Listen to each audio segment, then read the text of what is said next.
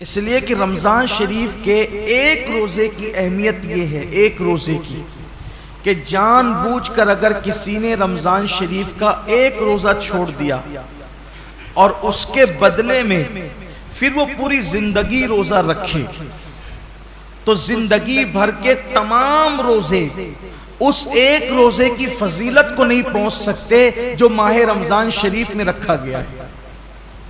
ماہ رمضان شریف کے روزے کا بدل زندگی بھر کے روزے نہیں ہو سکتے۔ جو فضیلت ان دنوں کی ہے، یہ موسم ہے روزے کا، اور کچھ لوگ چھوٹی موٹی بیماری کا بہانہ لے کر بھی روزہ چھوڑتے ہیں۔ ہر چھوٹی موٹی بیماری پر روزہ چھوڑنے کی اجازت نہیں ہے، گنہگار ہوں گے، سخت گنہگار ہوں گے۔ جس نے ایک روزہ رمضان شریف کا چھوڑا پھر اس کو قضا بھی کرنا پڑے گا ایک روزہ، اور توبہ بھی کرنی پڑے گا۔ یہ بھی عوام میں غلط فہمی ہے کہ جو لوگ سوچتے ہیں کہ رمضان شریف کا ایک روزہ چھوڑ دیا جان بوجھ کر تو 60 روزے رکھنے پڑیں گے۔ ایسا نہیں ہے، ایک ہی روزہ رکھنا ہے۔ یہ اصل میں جو بلا وجہ روزہ توڑ دیتے ہیں رکھ کر، 60 روزے ان کے لیے کفارے میں، لیکن جس نے روزہ چھوڑ دیا بہت برا کیا اس نے۔ ایک ہی روزہ رکھے گا بعد میں قضا، لیکن ساتھ ہی اس کو توبہ بھی کرنی پڑے گی۔ صرف روزہ قضا کرنے سے معاملہ ختم نہیں ہوگا، سچی توبہ بھی اس کے ساتھ لازم ہوگی۔ بلکہ جن لوگوں کے روزے کسی وجہ سے، لا علمی کی وجہ سے پہلے چھوٹ گئے تو وہ عام دنوں میں غیر رمضان میں ان روزوں کی دھیرے دھیرے قضا کر لے۔ روزہ نہ رکھنے کا وبال بڑا دردناک ہے۔ اللہ کے رسول صلی اللہ علیہ وآلہ وسلم فرماتے ہیں کہ میں نے جب شب معراج جہنم کا مشاہدہ کیا تو میں نے دیکھا کہ کچھ لوگوں کے جبڑوں کو آگ کی کینچی سے کاٹا جا رہا ہے۔ میں نے پوچھا جبریل یہ کون لوگ ہیں؟ عرض کیا یا رسول اللہ صلی اللہ علیہ وآلہ وسلم یہ آپ کی امت کے وہ لوگ ہیں جو ماہ رمضان شریف میں روزے نہیں رکھتے تھے۔ اس لیے یہ دنیا ہے، یہاں تو روتے گاتے گرتے پڑتے خوشی غمی میں زندگی کیسے بھی گزر جائے گی، لیکن ایک دن آخرت ہے، دنیا ختم ہونے والی ہے اور آخرت کبھی ختم نہیں ہوگی۔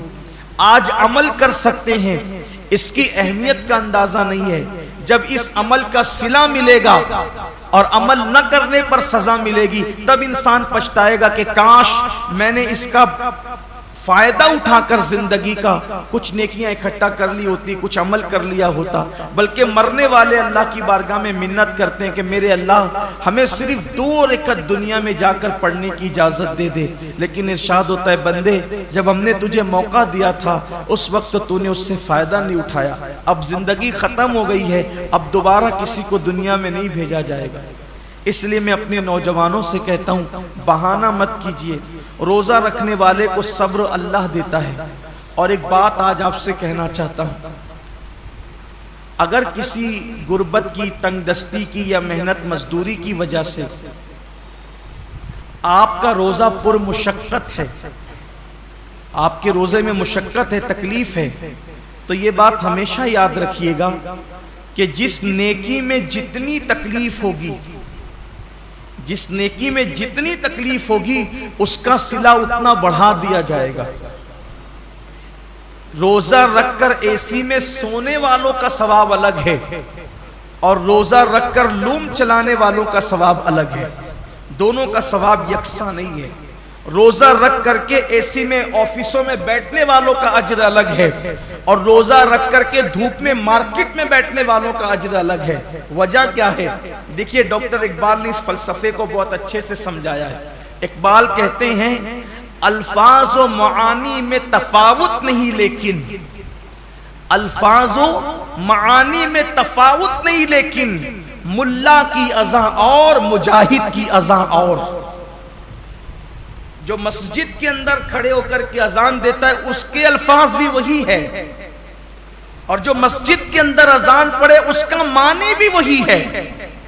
اور جو جہاد کے صحرا میں اذان دے اس کا معنی بھی وہی ہے اور اس کے الفاظ بھی وہی ہے، لیکن جو اذان کا ثواب مسجد میں کھڑے ہونے والے مؤذن کو ملتا ہے وہ مجاہد کو نہیں ملتا، اس لیے کہ دونوں کی اذان میں بڑا فرق ہے۔ مؤذن کی اذان پر چند لوگ مسجد میں آتے ہیں اور مجاہد کی اذان پر پوری قوم کو اللہ کامیابی اور فلاح عطا فرماتا ہے، دونوں میں بڑا فرق ہے۔ اس لیے کہ یہ اذان پنکھوں کے سائے میں ہے، یہ اذان چھت کے سائے میں ہے، یہ اذان راحتوں میں ہے، اور وہ اذان مشقتوں اور تلواروں کے سائے میں، دونوں میں فرق ہے۔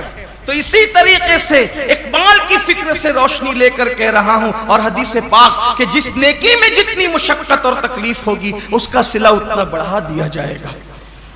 تو لوم چلانے والے مزدور کبھی غمگین نہ ہوں کہ کیسے کریں، ہمت سے کام لیجئے، جہنم مت خریدیے، جہنم کی کا عذاب مت خریدیے۔ اگر اللہ کی مرضی کسی کو مزدور بنایا، کسی کو سیٹ بنایا، لیکن آپ کو کام ہمت سے لینا ہے، اللہ اس کا صلہ بہت بڑھا دے گا، اللہ اس کا اجر بہت بڑھا دے گا۔ اور پھر کاش کہ ایسا ہوتا کہ اس سنت کو زندہ کیا جاتا کہ اللہ کے رسول علیہ السلام جب رمضان شریف آتا تھا تو خطبہ دیتے تھے اور فرماتے تھے، لوگوں جو تمہارے مزدور ہیں رمضان شریف میں ان کی مزدوری کچھ کم کر دو، یعنی ان مزدوروں کا کام کچھ کم، ان کو صلہ تو پورا دو، مزدوری پوری دو، لیکن ان کا کام کچھ کم کر دو، جیسے دوپہر میں ان کو سونے کا موقع دے دو۔